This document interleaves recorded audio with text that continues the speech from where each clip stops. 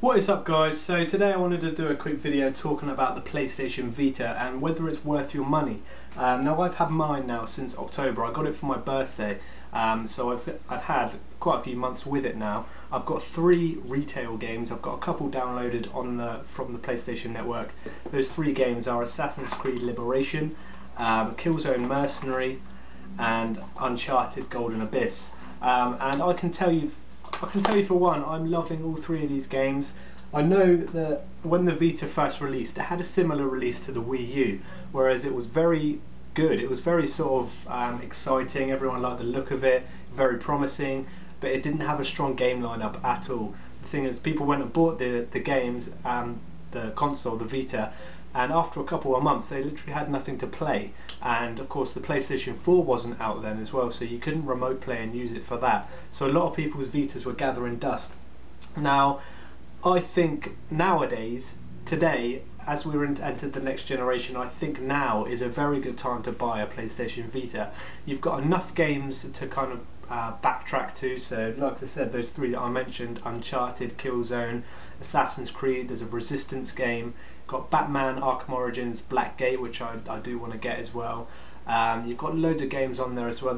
From the top of my head I can't remember, but there are some great games on there as well. But the main selling feature for me is that remote play with the PS4. If you're really into your PS4, if you play it a lot, you definitely wouldn't be wasting your money if you got a PlayStation Vita. It's very handy to have the remote play feature. You can play anything from the PlayStation 4 on your handheld. And literally, it's great fun. I can hook my PS4 up in my room, literally switch it on, but then I can leave the room, turn the light off, just leave the PS4 running, turn the TV off, and I can have it streaming to my Vita easily. It goes through your Wi-Fi network, so as long as you've got a strong Wi-Fi network around your house, you're going to be able to play anything from the PS4 on your handheld here. The only thing I say is kind of tough is getting used to the controls, obviously, from a DualShock 4 and then using them on the Vita here. The main problem for me is that, of course, DualShock 4 controllers have 4 trigger buttons, so you've got R1, R2, L1 and L2, whereas on the Vita you've only got left and right there. And to replace L2 and R2, it's quite a tricky feature to get your head around. It's using the rear touchpad, so literally touching it like this, that is clicking L2 and R2. It does take a lot of getting used to. You can sort of change the controls around to try and suit yourself a bit more, but that's the only problem I can see with it. The game, you don't lose anything from the game, you don't lose any graphical power. It looks great, especially on our handhelds. Playing games like Killzone Shadowfall and Assassin's Creed 4 on my handheld really does blow me away, because this whole huge game just in the palm of my hands is a really good feature, and for me has to be the main selling point of the PlayStation Vita nowadays.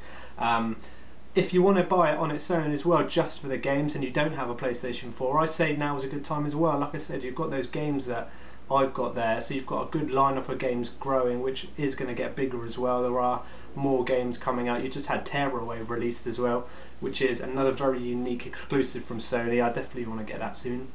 But I think if you're comparing it to the 3DS, I think the 3DS is always going to run away with it. Nintendo are always going to be sort of the leaders when it comes to handheld gaming.